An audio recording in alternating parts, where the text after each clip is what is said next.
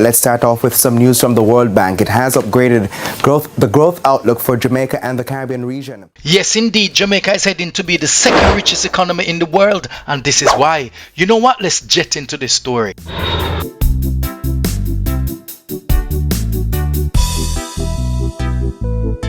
Welcome to Jet. So first and foremost, before we get into who predicted Jamaica to be the second richest economy in the world, as rich as Singapore or even richer, give thanks to Yahweh and to Yahushua. Yes, man. So happy independence, Jamaica. Continue your hard work to be proud and also to be bold in growing the economy. Yes, man. So let us walk forward together with our heads held high, proud of who we are, bold in what we will become, and united in the sacred duty to build a Jamaica that is safe, strong, and sovereign for generations to come. Happy Independence Day, Jamaica. May Almighty God continue to bless and guide us now and forever. In my previous video, I've talked about Jamaica becoming a superpower one day. But what is more striking is that, can Jamaica get richer than Singapore as predicted? Well, Prime Minister Holness saying Jamaica will be the next Singapore. Jamaica is going to become the Singapore of the Western Hemisphere, without question. Without question. And these are big words, but could they actually be true, as what the Prime Minister said? Jamaica, the land of reggae and resilience, yes man, is now being positioned as a future global economic force. The Prime Minister Andrew Holness, speaking on Throp, that Dr. Andrew Holness uploaded on his YouTube channel, to which I'll be reacting to, believes our island can become the next Singapore, one of the richest nations per person in the world. But what does that really mean? How do we get there? Let's break it down simply for you. Where the rate of results exceed the rate of effort. And after its 15th bailout in 2013, IMF officials would begin their meetings with a dark joke. Has Jamaica crashed yet? Today, however, everything has changed. Jamaica has staged perhaps the most impressive fiscal recovery in modern history.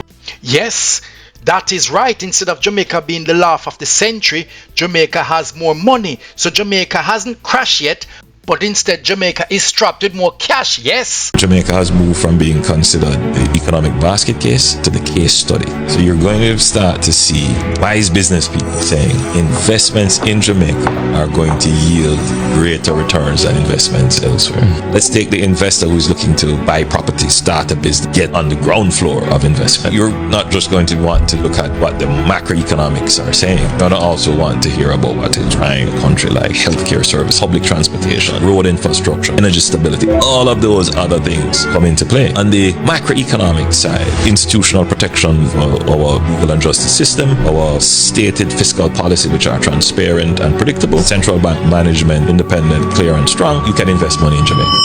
So let's dive in a little bit deeper to see how Jamaica GDP per capita could rank the second largest economy in the world. Economists measure wealth not just by total GDP, but by GDP per person or GDP per capita. That is a fancy way of saying how much wealth is produced per person, adjusted by how expensive life is. Singapore ranked number 2 in the world by that measure, just behind Luxembourg. This means the average Singaporean can afford more than almost anyone else on earth.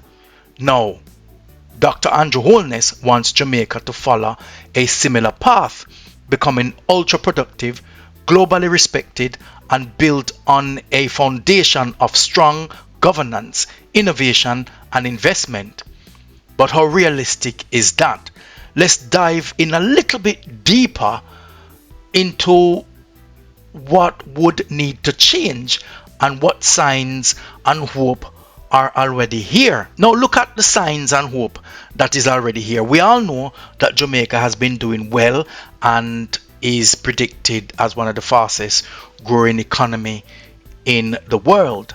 and we've seen the infrastructure that Jamaica is putting in, improving the hotels, the airports, and also improving tourism, which is one of Jamaica's major powerhouse for its economy.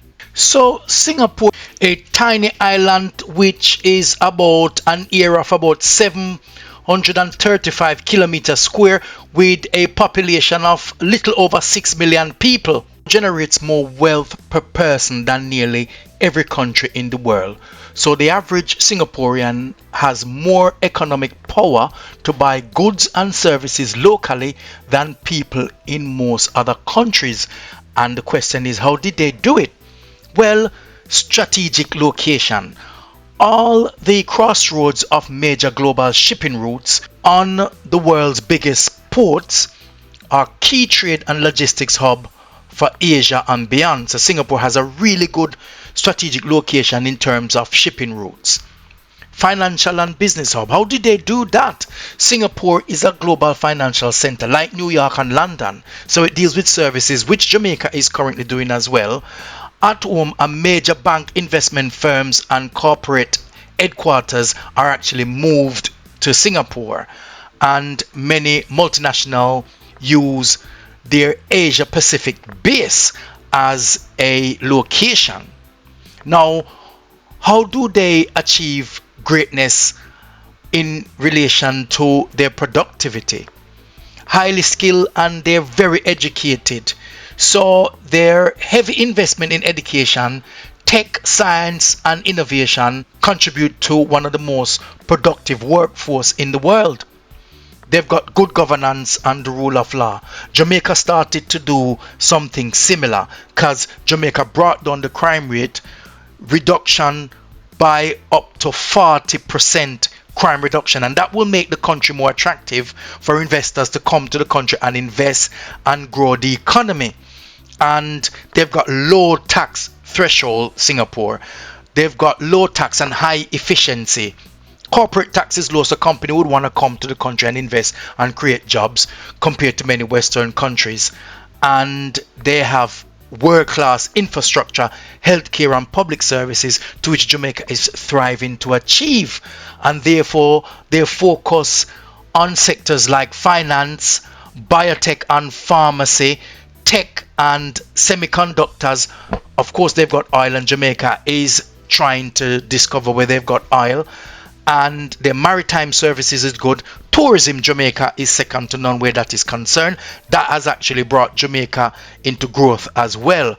So in summary, Singapore generates so much wealth because of its hyper efficient, strategically located, innovation driven global business hub, which made it such a global dominance in terms of GDP per capita, and therefore more Singaporeans are more richer in terms of buying local goods and products than any other country in the world, and Jamaica is on path to achieve that objective.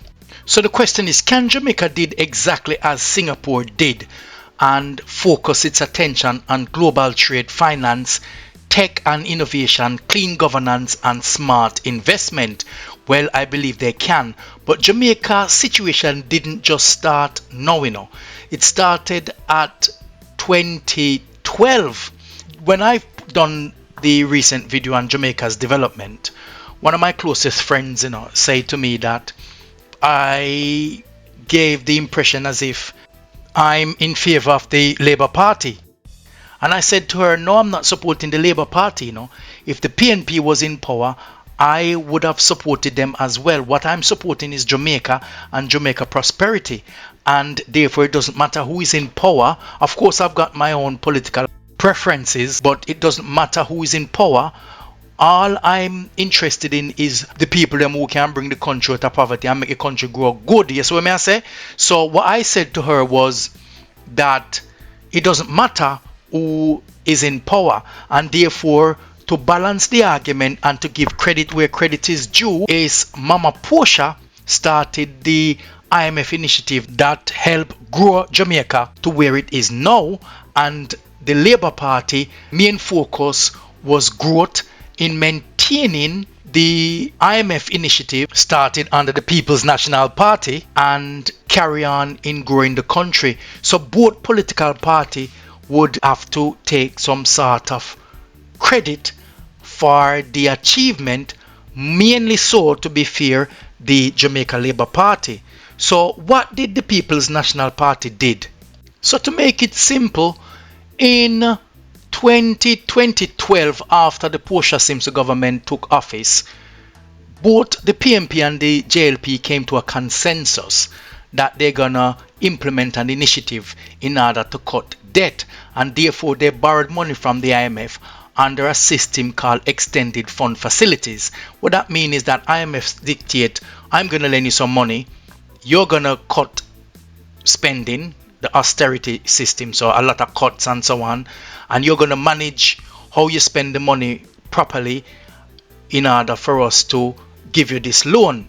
And Jamaica also did what we call a national debt exchange. And what that means is that if you know about consolidation, Jamaica go to all their local and international lenders and say to them, listen, you're either going to have to cut your interest rates that we're paying you, or you're going to have to wait a longer time for us to pay you off. And by that agreement, Jamaica was able to have surplus funds to do investment, innovation, and to grow the economy, and also pay down some of its debt. So to be fair to the PMP, it started in the Portia Simpson government, and then what Jamaica did now, which is a JLP, Jamaica Labour Party, under Andrew Holness, is to focus mainly on growth. But it was a political consensus by two national parties coming together with an agreement to make this beautiful country grow. So you see what can happen when two of the main parties then come together for the interest of the country, they can make the country grow. And that is how Jamaica is where it is now, because of those initiatives started by the People's National Party. So there is no political affiliation here. My interest is for Jamaica to grow and grow exponentially and grow fast. But I will call a spade a spade. And when the PMP is going to make nonsensical speech like this, rather than coming up with good opposing policies, they're actually tackling hair and nails and so on, which is ridiculous. And I will call out the PMP for doing this, because this is nonsensical. In 2016, a set of nails, medium nails, cost $3,500 for a set of nails. Under prosperity, the ladies in this country are now paying $8,500 for the same set of nails under prosperity. Eyelash extension in 2016 was for $4,000. Under the Jamaica Labour Party prosperity plan, the woman of this country is now paying $12,000 for eyelashes. In 2016, the synthetic 24-inch extension here cost $8,000. In 2025, under prosperity, it is now cost $25,000 for the synthetic hair extension. Now you see what me talk about. The man then come and campaign and talk about ear, eyelashes and all of them something there. Like that is important to people and their prosperity. And then when you tackle these sort of nonsensical, idiotic statement, then people say, oh, you're being biased and you're being favoritism and all of those things. Tell me, people, if this is a credible policy for the PMP to be arguing about or debating. I may have to do a separate video on this, but when Mama Portia put in this policy, which is a more sensible policy than what the PMP is proposing now, and the Labour Party took it forward, yes man, the same IMF principle that Jamaica used to help pay off its debt, and by adopting that principle by the IMF, then the question will be, who else tried that system and why are they not growing? and that is the main question. Well, let's look at who tried it. Between 2010 and 2018, Greece tried it, Argentina between 2018 and 2020, and Puerto Rico tried it, Barbados tried it, although Barbados see less growth and a bit more stable, but didn't pay off their national debt as Jamaica did. So Jamaica fiscal policy under Dr. Nigel Clark, who now, I must say, unfortunately, is not working for IMF. Yes, man, IMF pinch him from Jamaica, and some will wonder, is that good for Jamaica? Well, partly because he will be working at IMF, yes, and we lose that talent and that mind from Jamaica, but at the same time, being second in charge of the IMF, he'll be able to lend Jamaica more money and, teach Jamaica still how to continue to grow the economy. So Jamaica is in a very good place when you look at it fiscally, and that is why many believe that Jamaica could be, including the Prime Minister, the second richest country in the world per capita over GDP, just like Singapore. So be careful per person in terms of expenditure and how much money they have to be able to spend better than other countries after their high productivity in terms of technology and so on. And that is why Jamaica is on track to be the next Singapore, as Dr. Prime Minister Andrew Holness projected and predicted, from poverty to prosperity. Yes, man, that's how we are going, that's how we're heading. And therefore, this is why Jamaica could be the next Singapore. So the question is now down to you. What is your view? Do you agree that Jamaica is the next big thing next to Singapore and will perhaps even take over because of the constant growth and the initiative the current government is taking, leading the way, and is the envy of the world? Or do you believe that the PNP can do a better job, and you think that the Jamaica Labour Party should not take all the credits because the initiative originally started from Portia Simpson, although as a cross-party consensus with the JLP? Write your comments below, man, and let's have a discussion about this. For those of you who've forgotten to subscribe, please remember to touch the like button, smash the subscribe button, touch up the bell, and remember to share with your friends and family. So you all go on now. We are going to jet off,